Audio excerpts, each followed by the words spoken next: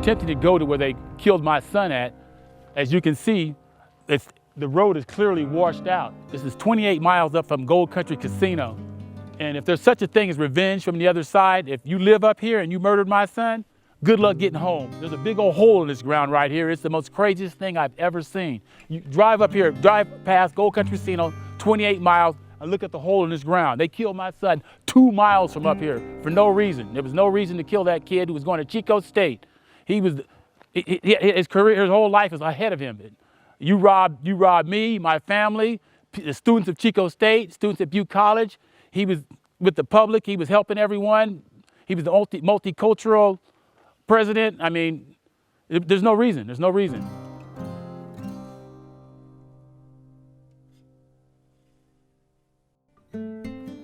He had came over that day about 2:30, as I recall, and didn't seem in no rush or any hurry. I remember us talking about something. I don't remember quite what, but I know I was on the couch and he came in talking about he was looking for one of his school books that had come in the mail, and I remember a book came in the mail, so I showed him where it was, and we talked a little bit. He said he was going to casinos. He didn't really say what for. He just said, because he always went to casinos, so I just figured it was normal. About 10 to 45, 11 o'clock, I'm in bed, I hear a knock at the door. It's the detectives.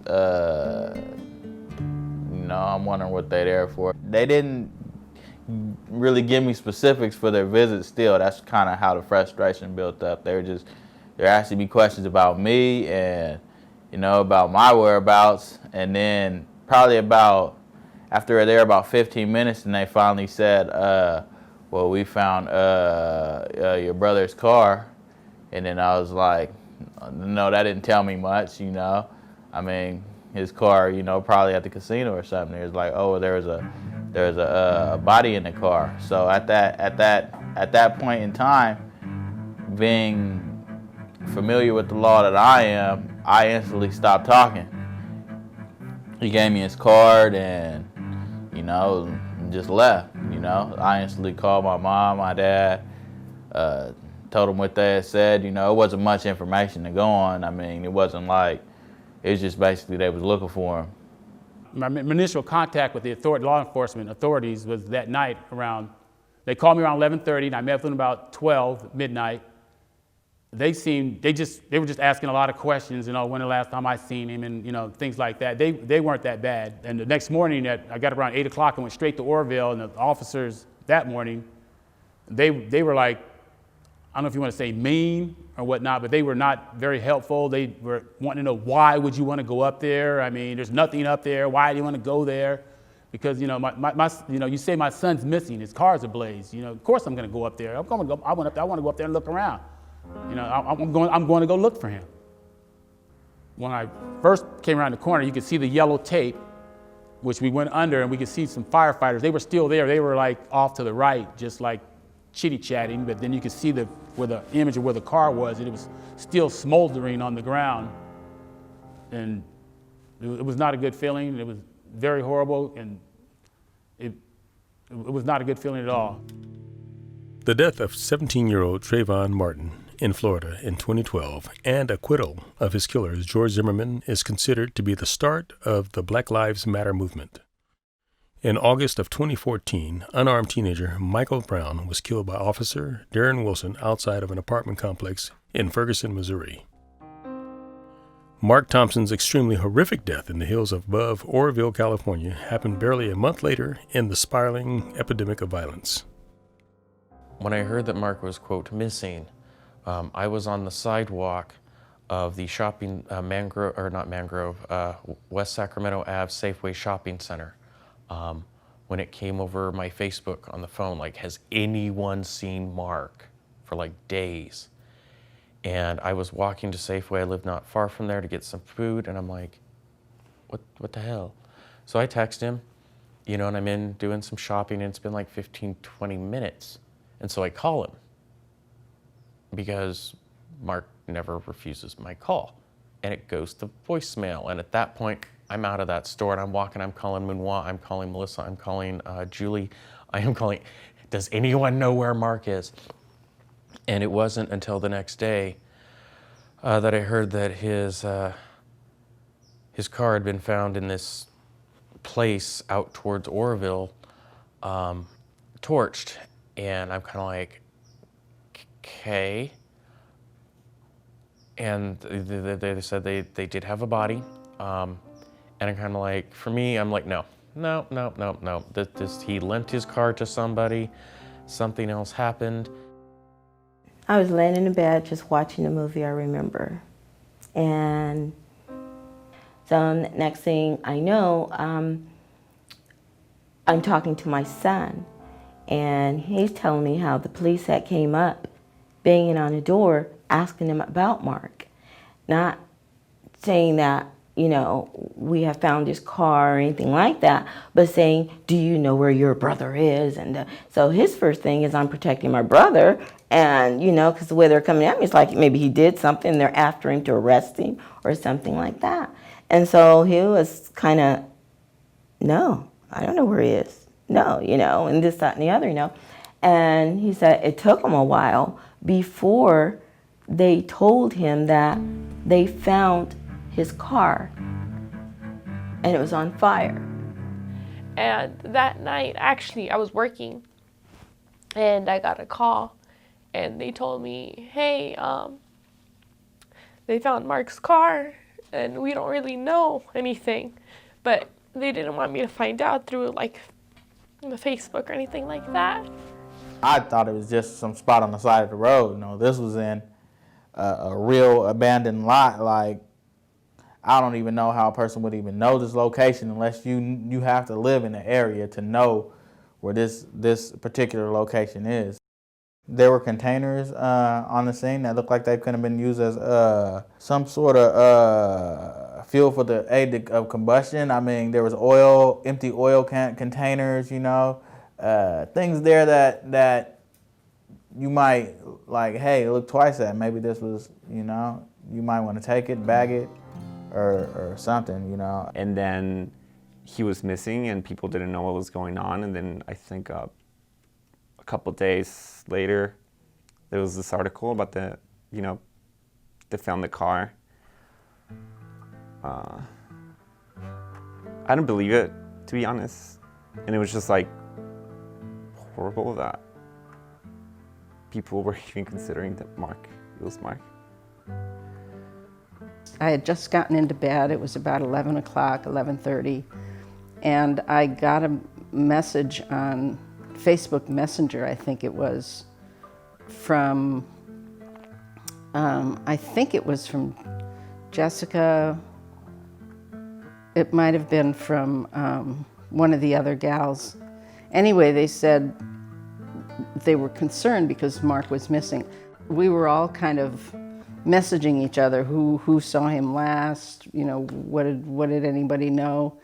And then at some point somebody learned, I believe it was that same night, I mean sometimes it's a bit of a blur, but I believe it was that same night that somebody said they had just found his body burned in a car on Highway 70 or somewhere in the middle of nowhere.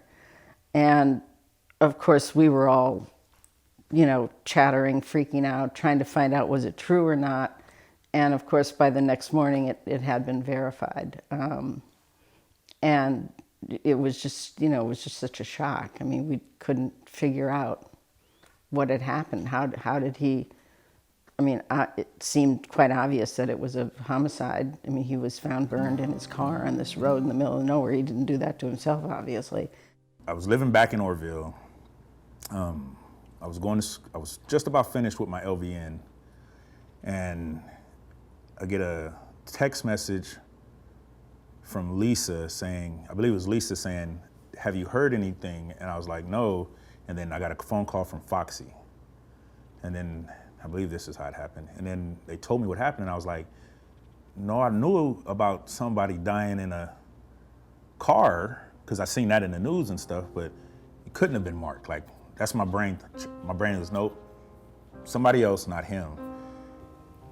I remember I came and talked to my partner, and of course then I had a couple students call me who were like, what's going on? And I'm like, I don't know. I have no information.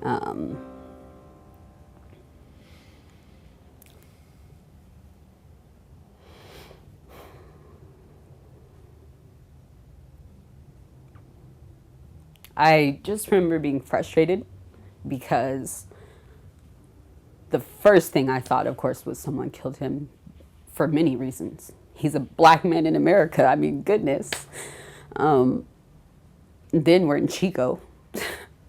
And then it's Mark. You know, Mark's not scared. He would, you know, go off on an officer if they, you know, disrespected his rights or whatever, you know. Mark's the type of person, he knew what his rights were. You know, he knows those things. So he wasn't going to let anyone challenge him in that kind of way. And so that's the first thing my mind jumped to, which made it worse because I'm like, I'm hoping that's not it. And so then as, you know, news comes out and they're like, you know, he was burned on the side of the freeway. Just a lot of questioning.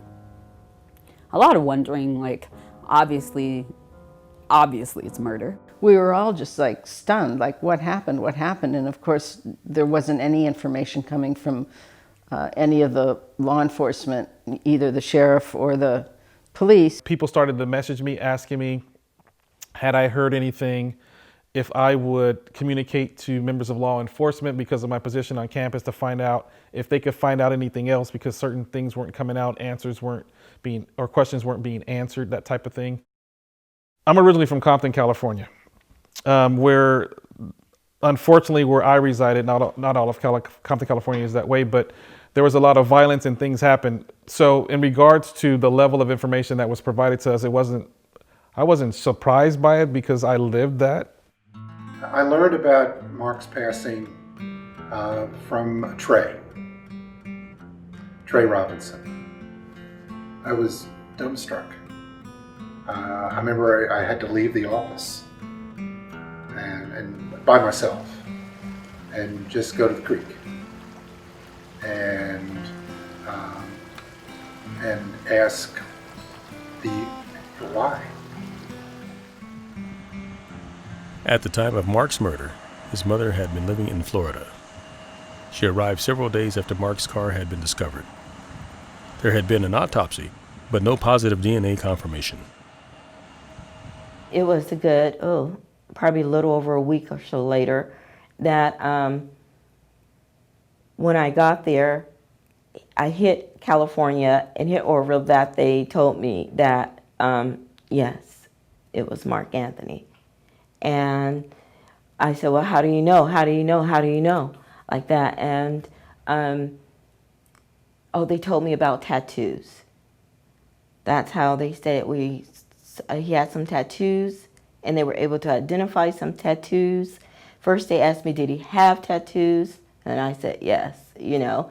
And then they said, well, that's pretty much, they said, we won't know anything until dentals and all of that sort of thing. And so the next day I go in to meet the detectives with my ex-husband, and they just go in. It was unbelievable. It was unbelievable. It just seemed like they tried to horrify me or something, telling me about his burnt body and how he's this, that, and the other. And they didn't even tell me about, they said they think he may have been shot. They didn't even know. And that it seemed like it may be gang related. Was he in a gang and drugs and this? And the whole time, you know, I'm sitting there like this, and you got these two detectives over there just like they're trying to horrify me with my son, you know, tell me what he looked like, tell me what he, you know. And I'm just like, it kind of upset me, you know. And I got angry, and I kind of lashed back at said, you're not going to sit here and horrify me. You know, I said, by telling me every single little detail about how my son died. I said, if you want to horrify me, I said, you horrify me by telling me who did it, why, and find who actually, excuse me.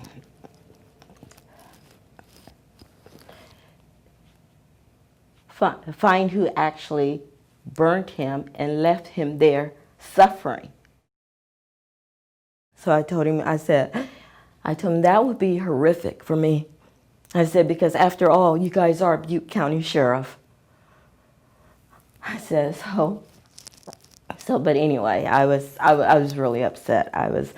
You get upset sometimes, you're not sure, you know, things just kind of roll out, you know, and so my husband, ex-husband, kind of took it from there. You know, he saw I was getting upset, and I was really trying not to break in front of him. You know, it's just the whole thing. It just didn't seem right to me. It didn't seem right the way they were coming, you know, telling me that, but you know. You don't have to look too hard to find the spot where Marc Thompson's body was found, inside a burned Ford Taurus in a turnout off Oro Quincy Highway, just past Mountain House. Ribbons mark the spot, and remnants of the car, like a strip of tire and a piece of glass from a side mirror, still remain. Investigators are still trying to put the pieces together more than 3 months after his death was ruled a homicide. The sheriff's office has set up a website, ButteCrimeSolver.com. 3 ways to submit a tip, anonymously if you want, with the possibility of a $1,000 reward through the Butte County Secret Witness Program. At this point, we're closely monitoring the website, and any information that comes to us, we'll evaluate and determine whether or not those are viable leads, and if so, we'll follow up on them. Marc was born in March 12, 1989 in Orville, California, to me, Lawrence Thompson, and my wife, LaWanda Taylor. Marc was a real heavy child. He was a big baby to begin with, and I was very happy that he was a boy. It was quite, you know, we waited to the last. We didn't want him to tell. We wanted to be surprised, and so I was so glad it was a boy. Marc was he was my baby. He was the third, and he was the last, and he was a big baby. So they had to keep him in the hospital for a couple of weeks, you know, being about 9-10 pounds, you know, so yeah. He was also born deaf, but they did not know that at the time. So during his childhood years, I'd say baby years, you know, he had a series of operations and things like that for his hearing, and he overcame all of that. And I think that handicap, you know, when he was a baby and during his younger years, made him appreciate people, you know, all people. He was a happy baby, a happy child, you know, with his brother and his sister. You know, his laugh was contagious. Marc was a very, very strong-willed child. Marc did what Marc wanted to do, and there wasn't really much you could do about it, but just keep counseling and talking to him. But overall, he was a really good kid, He played football for the Orville Rhinos, a lineman. He was a very good player. But when he started out, to make him an even better player, I told him, if you're going to play football, you have to be a student of the game. He goes, what do you mean by that, Dad? I mean, you have to get books, go to the library, read up on it. If you're going to be a lineman, quarterback, whatever you do, you have to be a student of the game. And then don't just work out at practice. You got to practice for yourself. I used to do sports in high school. I told him, I said, you start running for yourself. You don't run just because you're at practice. When you get off practice, you know, OTI, opportunity to improve. You know, do it for yourself, and you're going to be a much better player. He liked to play poker. I taught all my kids and all my nieces and all my nephews, you know, we'd have poker games all the time. I taught them all how to play expertly. I mean, any one of those, my nieces or nephews could play on any table with anybody at any time. Even when they were really young kids, one funny story, I won a hand and he didn't believe it. He was 12. He called the local poker parlor to ask him what hand beat, you know, which had the greater hand. He didn't believe that he actually lost that hand, but he was quite comical. I thought that was pretty funny that he actually called them and asked them. To make them smarter and brighter, I love Jeopardy, so I would always challenge them as kids to beat me in Jeopardy. So they'd be waiting for me. Dad, Jeopardy's on. Jeopardy's coming on in a few minutes. So they tried to get me in there. They just wanted to beat me in Jeopardy. So that was one of their aspirations. Marc's parents divorced, and Marc spent his K through high school years going between Oroville and Livermore, California, and an early year in Mississippi. He tried door-to-door sales and spent some time working for a catering service before deciding to go to Butte Community College outside of Oroville. You know, like I said, we were Black Student Union at Butte College, and it was funny because when I took over as the leader of that program, I had a view of we're the Black Student Union, but we're not just for African Americans that go to the school. So out of nowhere, Marc was involved and said, that's exactly what I was thinking we should be about. So our campaign wasn't to go after all of the African American students, we went after any student. So it became more of a multicultural kind of club. And a few times we'd be sitting out on the lawn or whatever, talking, having our little booth, and some students would come up, some non-Black students would come up and say, well, why would I want to be a part of this? And we would say, why not? This is the best way for you to learn about what African Americans feel is to sit at a table with them. How Marc entered my life, I remember the exact moment. I was at the Cultural Community Center at Butte College, and I came in to see Gisela and Foxy, who were working there, and I usually did homework there when I was, it was my freshman year of college. And I walked in and I sat down, and he immediately came over to me and was like, hello, who are you? What's your name? What's going on? What's your story? And I was like, oh my gosh, who is this person? Marc was definitely the mama of the group. He would always make sure everyone was acknowledged. There was always a space at the table for someone in Marc's life. And if you were part of that, he would make you feel welcome. You would have food, you would have conversation, you would be comfortable.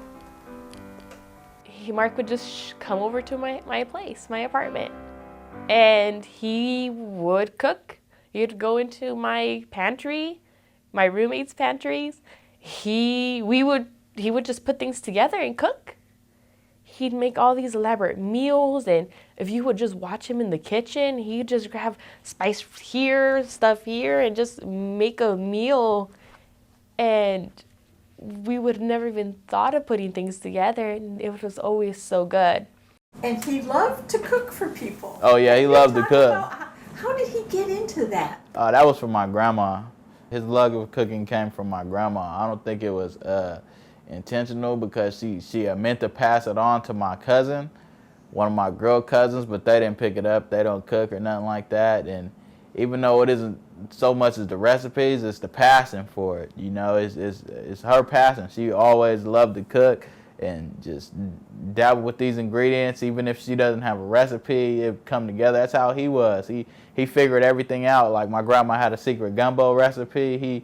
He figured it out, you know, cracked the code, and he passed it to me, and then I know how to still make it. We sit in the kitchen, he cooked. Like many Thanksgivings we've had, just me and him. Like my mom was gone, the whole family was gone. We'd be on top of a hill somewhere by ourselves, just, you know, and he cooked. Like if it wasn't a turkey, he could make Cornish hens. If it wasn't Cornish hens, he'd do the ham and all the, he invented things, you know. Like if it didn't seem like it made a meal, it would make a meal. That's just how our upbringing was. It wasn't, you know, it wasn't always, you know, a lot of stuff, you know, around. So we had to make do with what we had. You know, mom worked late, you know, dad lived across the country, so it would be me, him, and my sister. And instead of my sister stepping up, he would step up and just make the oddest things. I mean, you know, for my mom and grandma, he even had a soup called hobo stew.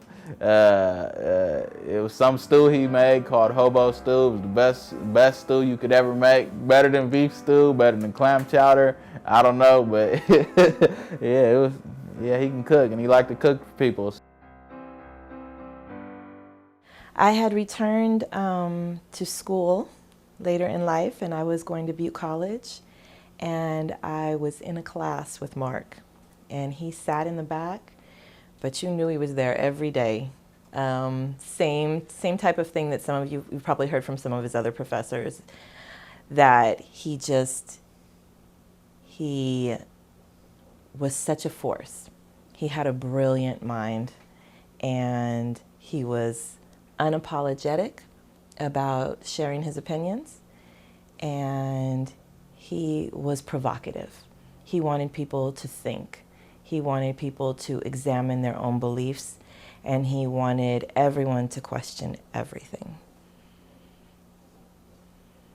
So we got to know each other through classes. We worked on projects together. At one point, we were in the BSU together. We worked together passionately about social justice issues. We helped create the Culture and Community Center on Butte College's campus. They didn't previously have one, so that was exciting, and we got to work in that, that space together. And he was so welcoming. He did. He made people feel comfortable and at home and included. He never wanted anyone to feel left out. Marc was so much fun to go out with. He was just graceful. He was poetry in motion, and he danced so many different styles. Ballroom, he took ballroom at Butte College, and he was elegant.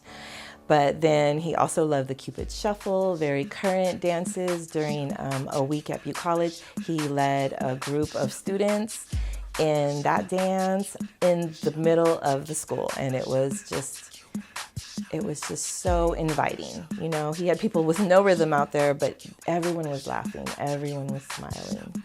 Marc listened to probably everything when it came to music. So he listened to rap the way rap was supposed to be. He listened to country the way country was supposed to. He was a music dude. So, you know, when you knew Marc, you knew it's not just this. It's where you're gonna go. Like, it's like an adventure. Where are we going today? Because something strange or something new may come from it. Being with Marc, being his friend, definitely changed my outlook on activism and social justice. He and I were both, he was so smart. He had already gotten one degree. I forget what I think it was in a social degree. I forget what it was, sociology. And then he was also getting a second degree in multicultural and gender studies, and I was getting the same degree.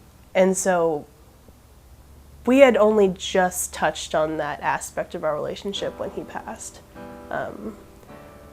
So I always regret not being able to graduate with him. One of my best things I could say about Marc, I'm a single father, and I was having a hard time going to school, working full time, and taking care of 3 kids. So I was sitting down one day and I was just, you know, I could feel the frustration on me, but never thought I showed it. Marc comes over to me, he sits down, he's like, "What's going on? I know you're troubled." And I go, "Yeah, you know, just life. You know, I don't know if I'm doing what I should do for my children." And he kind of had this thing where he didn't have kids, but you know, when in a lot of communities they say he has an old soul. Marc had a very old soul. And he would just say to me, he'd say, "The only way your kids are ever gonna understand what you're trying to do is you gotta keep doing what you've been doing. You gotta work hard so that they see how hard you work, and then they're just gonna work that much harder. So you gotta be that role model for them, but don't hinder them. Let them still be themselves. Let them grow up and experience things and know." So Marc was big on, this is what the ghetto looks like, this is what life can look like. Where do you wanna be in that area? You can figure out where you wanna be and be comfortable with whatever area you're in. So when I say helping me to become a stronger father and stuff, Marc helped me as one of my mentors. He not only was I'm a mentor of his, he was a mentor of mine in certain areas too. So that was like a blessing to have. My passion for diversity was random and not at all planned out. It started a few years ago when a professor pulled me out of a crowd and sent me on a journey I would never forget. In 2010, Marc was selected to participate in the powerful documentary, If These Halls Could Talk, directed by diversity expert Lee Manoir. Marc was one of the 11 college students from all over the USA of varying ethnicities and races brought together in a filmed 4-day retreat to discuss the dynamic issues of race. The experience had a profound impact on Marc. So Marc, what's missing in this group? Anger. Anger's missing. You gotta leave yourself at the door. You gotta get disrespected for wearing a veil. You know, you're mad. We know you're hurt. You know, we know what it's like to be sad, but you're mad. You know, you're mad at America for tricking you into believing that we were something we weren't. You're mad at the schools for putting someone who looks just like you on their cover to get someone just like you to get there so they can keep doing it again. You're mad. We don't see it. So Marc, why don't you join us up here? I didn't choose black skin, you didn't choose white skin, but we got it. So this is what we gotta do. You gotta work without anything in return. You gotta be a slave, in a sense, for free. Mm-hmm. You gotta do it, or else we're gonna keep getting mad. You know, they say, oh, the people blacks are hurting themselves. No, whites are getting hurt too. That man that looked just like me 300 years ago went through it every night. Afraid to wake up in the morning. Afraid to wake up in the morning, you know? Have you ever prayed for the next moment not to come? No. That shit sucks, man. It's like, I want to freeze it. I just want to freeze it. Because I don't want that next moment to come. Because somebody who looked like you was going to do something fucked up. And you know how they knew they were? Because they did it yesterday. They did it the day before. They did it maybe 5 minutes ago. I'm gonna be mad until standard American English is not the norm. I'm gonna be mad until there's a $2,000 bill with a bunch of black people on it.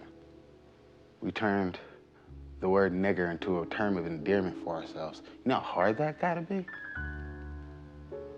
So I'm gonna sit and I'm gonna be mad, but I'm not gonna be stupid.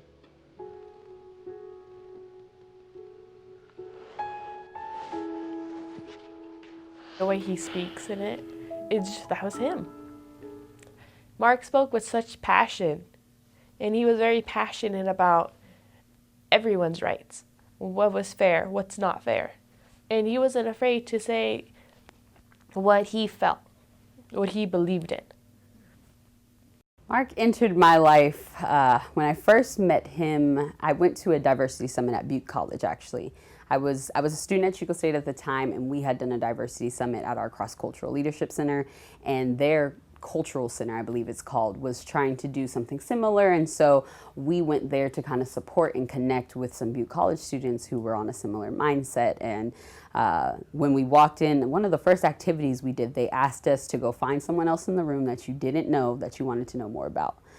And as I scan the room, I see Mark with a do-rag on, sagging pants, and a baggy t-shirt. So I was like, I'm interested, of course. I'm like, okay, I want to know more. So I went up to him. We ended up being partners. And I can't recall what we talked about, but I know from the first time that I met him, I could tell that he was very intelligent.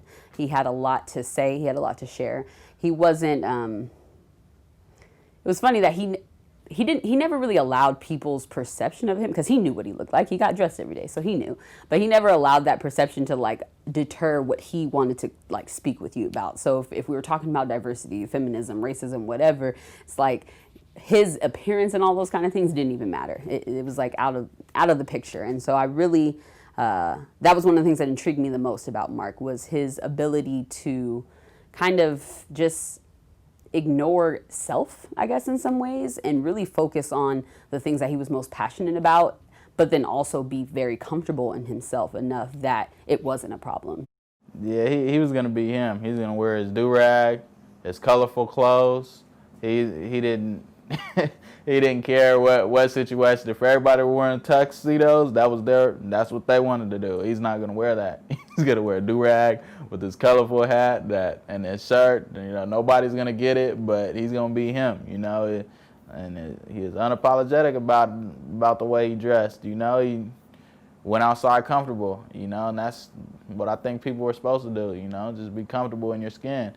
You know, and that's what you could take from him, what you could learn from her. That's a lot of problems is just people aren't comfortable. You just gotta cope with who you are and how you are, and that's what he was good at. You know, he'd be in that clothes and people would second guess him, but then you sit with him and, you know, realize this person could be your best friend, you know, if you give him a chance. Even the higher ups, they didn't like the dress, but they had to respect how he was businesslike in those clothes. So even though he wasn't wearing the suit, he was businesslike, like he was wearing the suit. Soon after participating in the diversity documentary and retreat, Mark transferred to California State University in Chico. Again, he was in many clubs, an active volunteer and mentor.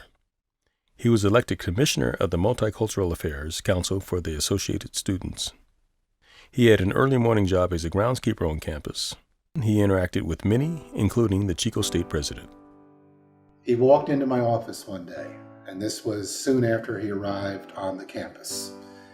And he announced himself to my receptionist that he was a new student and he wanted to meet the president. Well, I have a standing policy that never turns students away.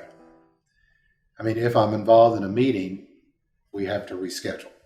But on that particular occasion, I was between meetings. So I was informed that there was this new student who wanted to meet me. I said, terrific, send him in. So he came in, shook hands, sat down, and I never talk to people across a desk. It's always like it would be a conversation like you and I are having. So the first question he asked me is, people tell me I should meet you. Why do you think that's the case? I said, well, maybe because they think that you can help me and I can help you. That's the way it started.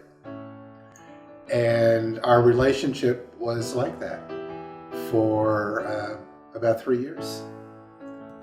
Always intense, but in a positive way. I mean, Marc could definitely intimidate folks, but he was also incredibly respectful. And he had the ability to recognize that maybe he was pushing someone to a place of being uncomfortable where it got, really, really edgy. He did want to push folks, and he was very good at recognizing the point where pushing became a negative encounter rather than a positive experience for both folks. I always felt that Marc was aware of not only the necessity of truth telling, but the obligation to tell the truth. And I think that's why when he was involved in conversations, which may have been, edgy and tense, he was aware of the point when the value of the conversation might diminish. And so he did not want to threaten or to embarrass, folks with whom he was interacting. And I think that came from a very deep sense of the power of respect. So within Marc, you had a commitment to civility, civil discourse, that was fundamentally focused on the power of reason, fundamentally focused on the power of truth telling, and then always respectful. So if you put those three elements together, reason, respect, civility, that's a pretty good combination of values that I think would have served him and everyone he touched for a life that did not happen.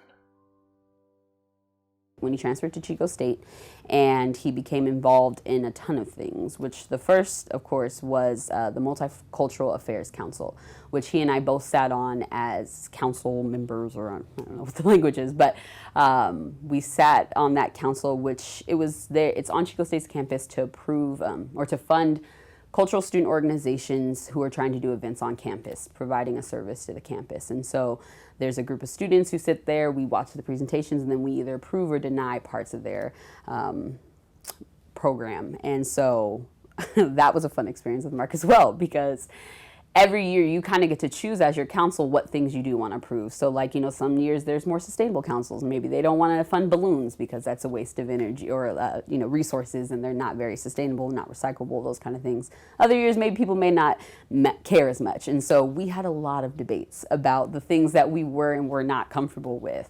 And oftentimes it was Marc who was very comfortable voicing his opinion about, you know, what we should do as a council, and having those conversations, and having to use Robert's Rules of Order and having those conversations was fun because not all of us are very versed in that. And so it was definitely a fun time, like just navigating all of that. And I think as I kind of left that area and I saw him continue on into the commissioner seat in that next year, I was very excited to see what he would do with the position as a Black man on campus. And the Multicultural Affairs Council, we had been having struggles with specifically Black student organizations feeling comfortable getting funding from the council because of past like tensions and things. And so as he kind of moved in there, my hope was that we had this strong Black male that was going to be in this position to support these student organizations and continue to make sure that they had the ability to show their identity, their culture, and their presence on campus. And of course, he did all of those things. He definitely was, in my time, one of the best commissioners that I saw on the MAC Council because he pushed very hard to just make sure that people on our campus were aware of the diversity that we had. I hope to one day become a professor where I can instill my passion into the next generation and hopefully become the change I wish to see in the world. The things we did was to try to look into this because we felt like, and from everything we could hear, that this was a controversial case. Even at the table, there were some people that believed he was killed for one reason or the other, you know what I'm saying, and they all differed. So it really seems like this was a very, very popular and loved person, has a lot of people in his corner looking out for him, and they all have their own ideas of what went down with him. Because at this point, the best thing that they have going, and I'm speaking of the Sheriff's Department, for their record so far is a drug deal gone bad. So I don't know. You know what I'm saying? It's not a final. That's one of the things that I know that they have down there. You know what I'm saying? One of the detectives who was investigating Marc's murder, you know, had called me and was like, well, was Marc into Molly? And, you know, me being some countrified white kid out in the middle of nowhere, I had to go look it up. Oh, you're talking about methamphetamines. Oh, okay. Yeah, Marc didn't have time for that. Marc was too busy doing clubs, doing projects, doing homework, you know, and so and Marc was a good enough friend that if I had seen those issues arriving, I could have gone to him, but I didn't. I understand the way they would have taken the case, where if he was another color, things like that, I knew they would portray it differently. So it's really heartbreaking when I already know that the reason things happen, the way they handled this case, and I do believe it's because he was Black. And they did stereotype, and they did ask me questions. And I think they tried to make it so, I think they were really gearing towards the fact that that he was in drugs and things like that. So they wanted to just blame it really quick. But I know for a fact that everyone told the same story, that he didn't do any hard drugs, he wasn't involved in any gang violence. He was a really nice guy. He was my friend, my mentor. You know, like, he was my first friend in Chico. And he's the reason I didn't go home. That first week, the reason I knew which classes to take, where to go find food, and where was what. He showed me everything. I wouldn't be able to go to the school without having some type of memory of him. And he was always around. I don't know, when he came over, it was a different vibe. When he was there, just you knew you were gonna have a good time.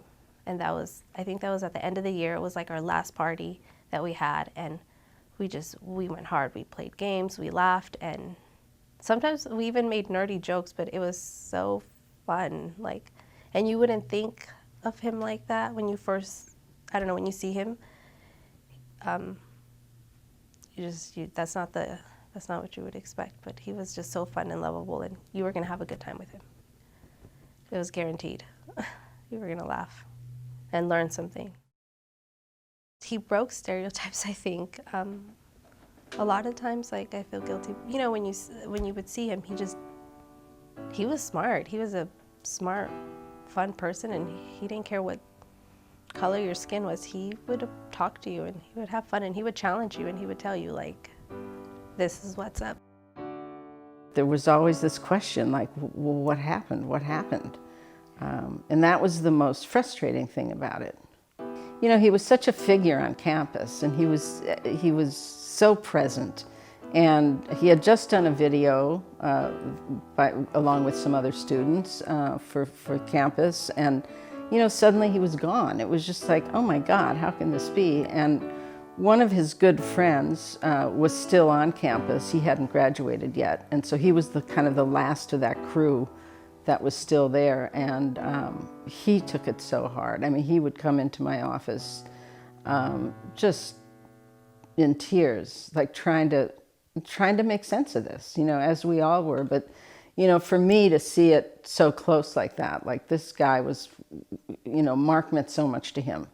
And it was the whole semester was really difficult.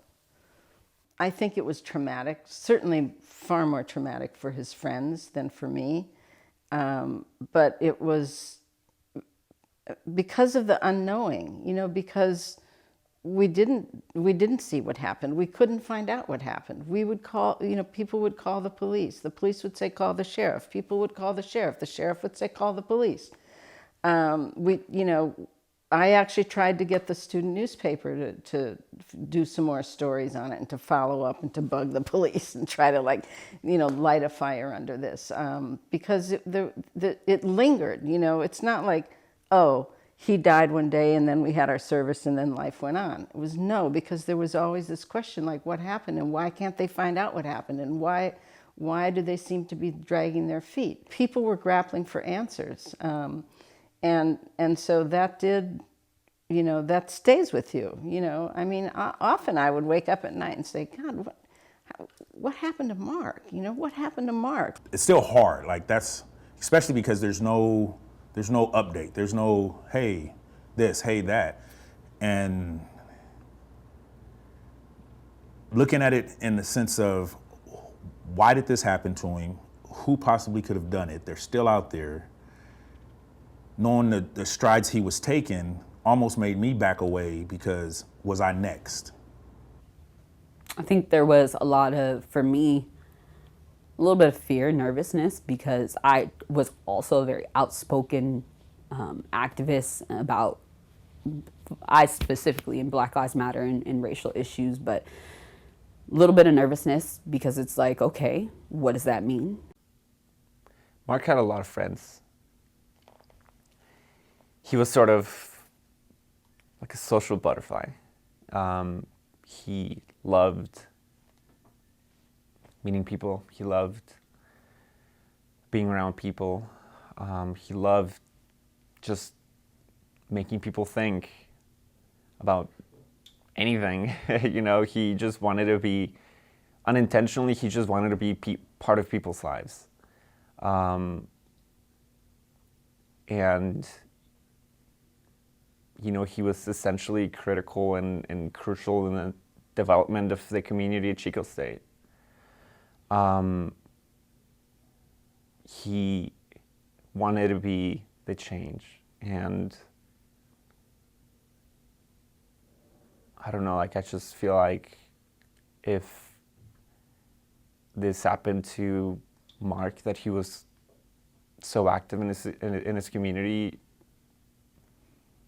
I don't know, like everybody knew Mark, you know, in sociology, like everybody just knew Mark. I don't know, it just makes you think that if something like this could happen to someone that was so active in the community and like a lot of people just knew and just loved being next to you. I don't know, it's just a horrible thought. I don't know.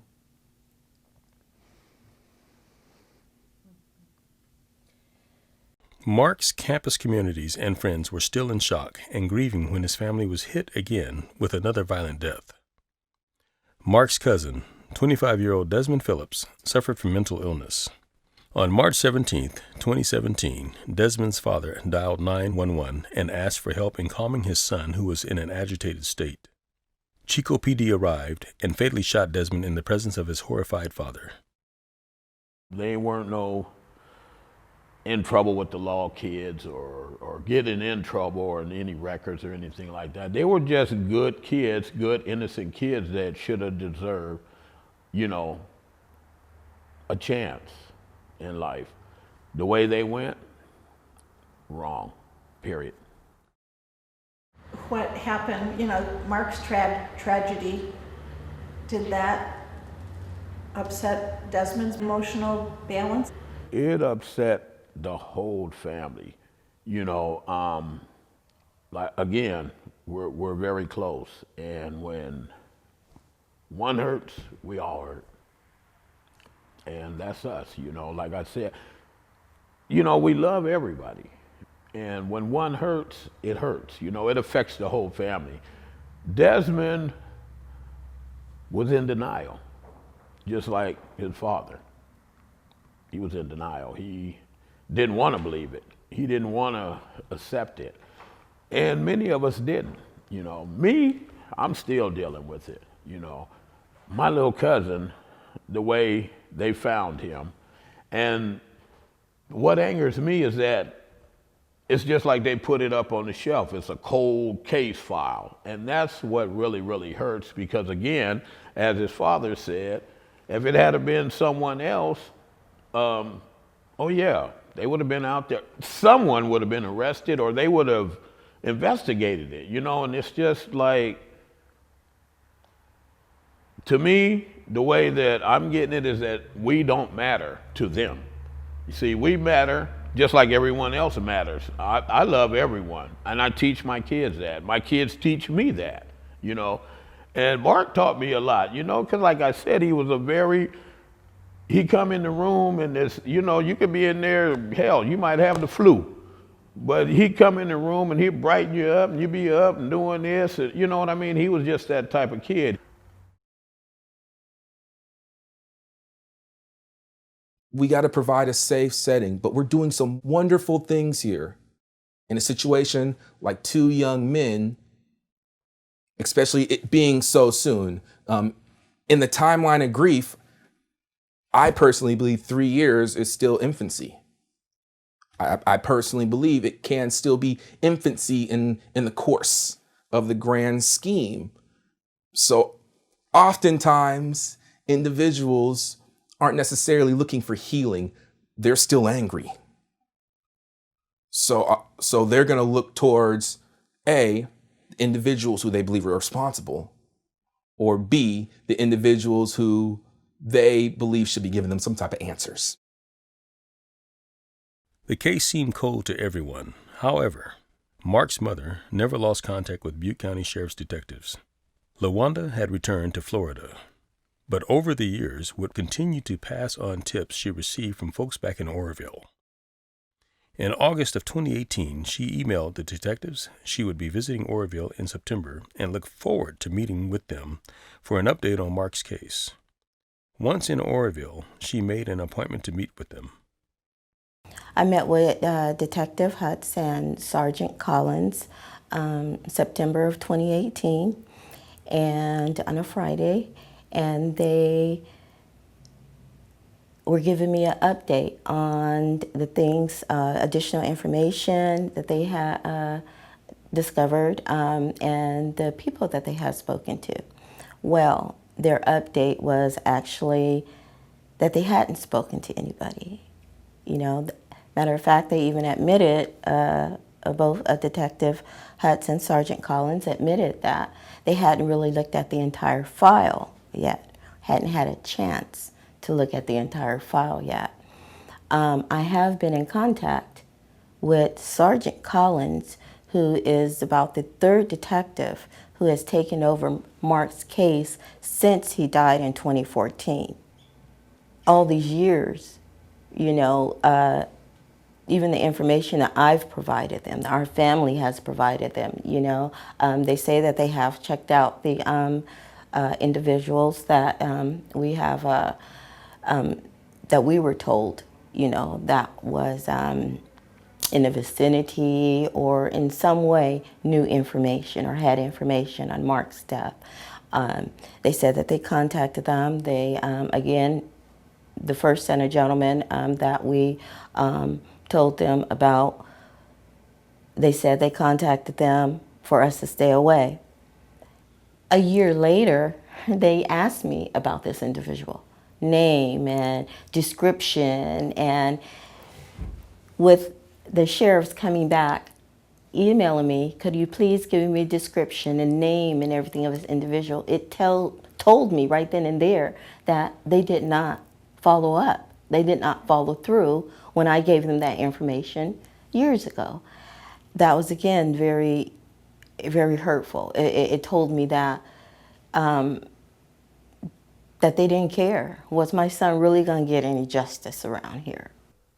Being born and raised in Butte County, I had no confidence that they were going to do anything. Not zero confidence, zero. And then people ask me, you think they're going to catch him? No, I don't think, no, not at all. If priority's not high enough. If it was Mike Ramsey's son or somebody a little higher up, yeah, they most definitely would have did. I think they think they did a great job. But I tell you what, if they'd have put me on, made me a detective for a day or two, I would have made moves that I think they should have did. Like grab all the records from the cell tower. I want to know every cell phone that was in that area. They got a picture of his car going down the road. I want to know, well, where was the picture of the cars in front of his car? What about a picture of the car behind his car? I want the last 10, 20 cars. I mean, I would have done a lot more. I would act like it was the president's son. For him to be so young and so inspirational and so definitely hard on, like, go to, this is what it is. I don't care. I'm gonna stand up for women's rights and gay rights and all those things. I definitely was like, yeah, we need that. We definitely need that.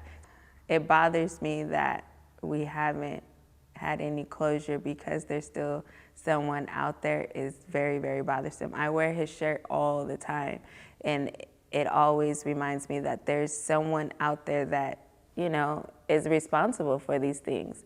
So it hurts to know that, this young man whose life was taken for no apparent reason, is definitely scary and it's hurtful. And I feel like someone needs to be charged, You have to be held accountable for those things. Mark didn't deserve that. I don't know. I look out there and I see so many young men of color. They come through my doors on occasion, and I'm like, give yourself permission to be successful. But then I have to look at what happened to Mark, and I'm like, yeah, that's great if society will allow it. I can't speak for his family or the rest of his friends, but yes, was I lucky to know him? Absolutely. I wish I'd have been luckier to have him in my life for a lot longer time. But someone out there, or someones, we don't know, made a different choice. And I think Mark would still be saying, like, you need to look at them, look at yourself, what are your commonalities? Can you help them? Because the odds are statistically that these were a group of white people. Like, you are the one that has the in on them. You need to address it. And, I wish I could, because, it's now a cold case. From a professional point of view, the psychology of blacks in Southside and in the Oroville community towards law enforcement is one of caution. And the dilemma that they face is, can I trust these people, or should I protect myself against them? So that kind of builds up a view of whether or not the police were on your side, or if they were there to intimidate you, and you had to prove to them that you're innocent before they would cut you some slack. So I think overall, there is a approach avoidance psychological condition that is pretty much absorbed by most of the black people here in Oroville about the police. But for the average person that doesn't have a professional connection, and you're just, trying to live, the sense of the police is very suspicious, but the under continual feeling, I believe, is that they are not here to protect you. They are here to protect the dominant group here.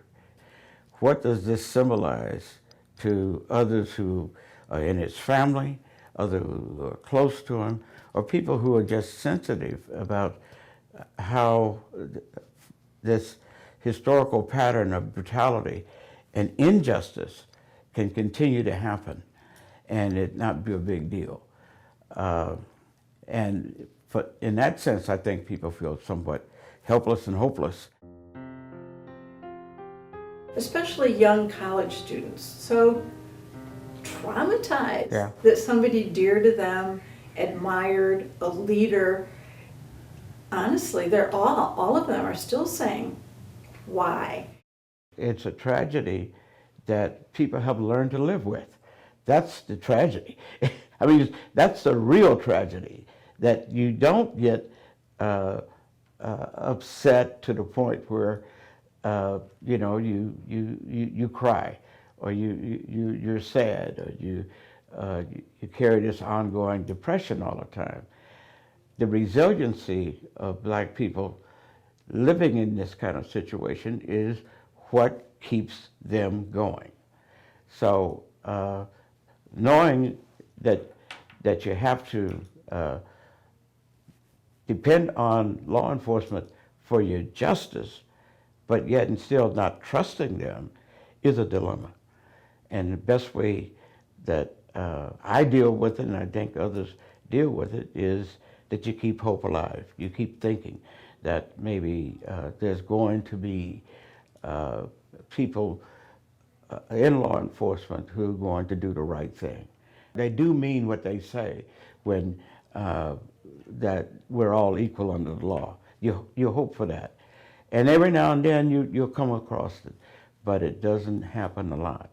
So I think that that's one of the tragedies that affects us all.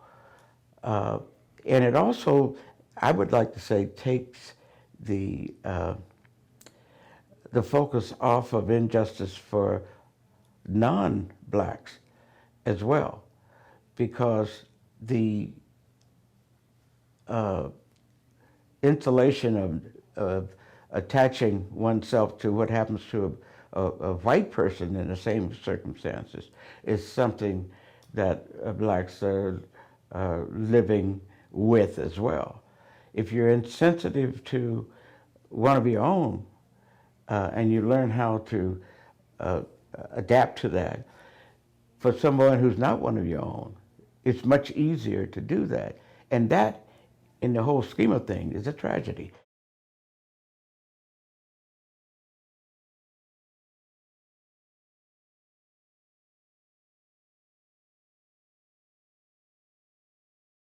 A lot of people look at me and wonder how I cope. How do you keep smiling?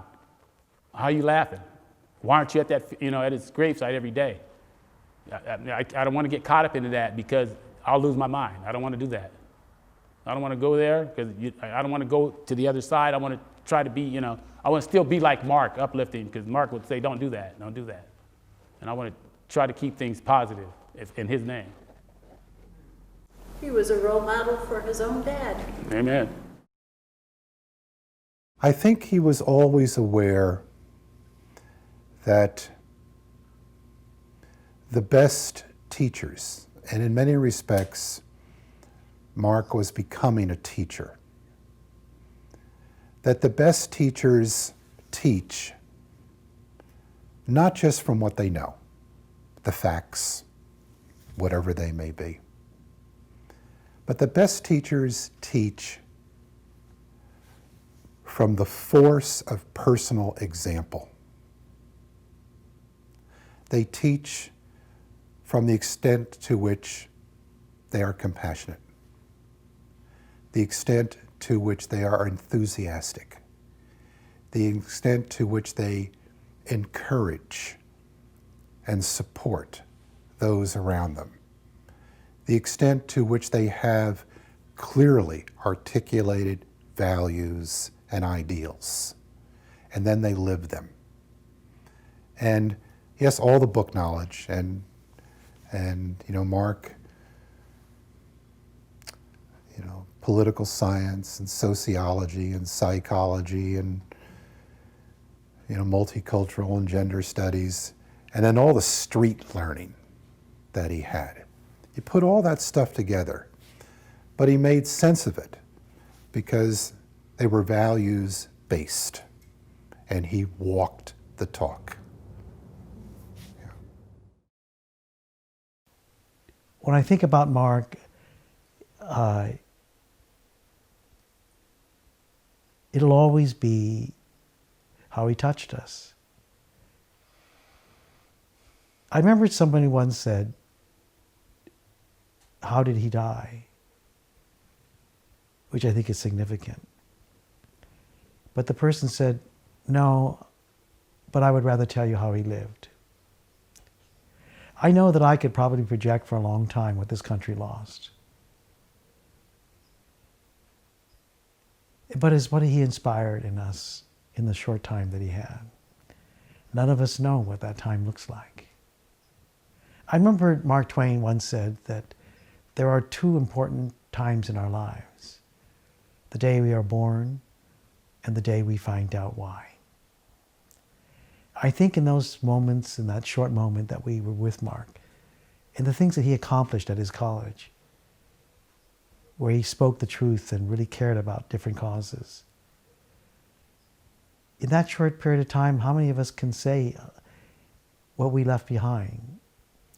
We talk about what we're going to do in the world, but Marc did it at Chico State. I think perhaps it will never be about the future of Marc himself, as it is how everyone experienced him and his death and what they will do with their lives because of his murder. That will be his legacy. That perhaps he will speak through them and even myself. No more different than Martin and Muhammad Ali and Malcolm X and Mother Teresa and Mahatma Gandhi. I think it's sad that so many of the people that inspired us and made us feel like life was worth it have been killed. But I guess, like everything else in life, is what we do with it. When I was thinking about Marc more recently, I was thinking of a story when President Nixon knew he was going to lose the election to this young upstart called John F. Kennedy. And that he went downstairs to the kitchen to make a sandwich because he knew he was going to lose. And in the kitchen there was this young Latino busboy. And Richard M. Nixon looked at him and he said, "So who are you voting for?" And the young Latino boy said no. But the president persisted and said, "No, who are you really voting for?" And the young Latino boy said, "The other guy." And Richard M. Nixon wanted to know why. And the young Latino boy looked at him and said, as he hesitated, "I'm voting for John F. Kennedy because he makes me feel good about myself and he makes me feel good about others." And I think that's what a leader should be. That is what Marc did for us. He reminded us what was good inside of ourselves. He reminded us about the illusions and the deceptions and the way we edit our voices, or the way we don't want to look at the full history of our lives. And then he made us want to feel good about everyone else around us.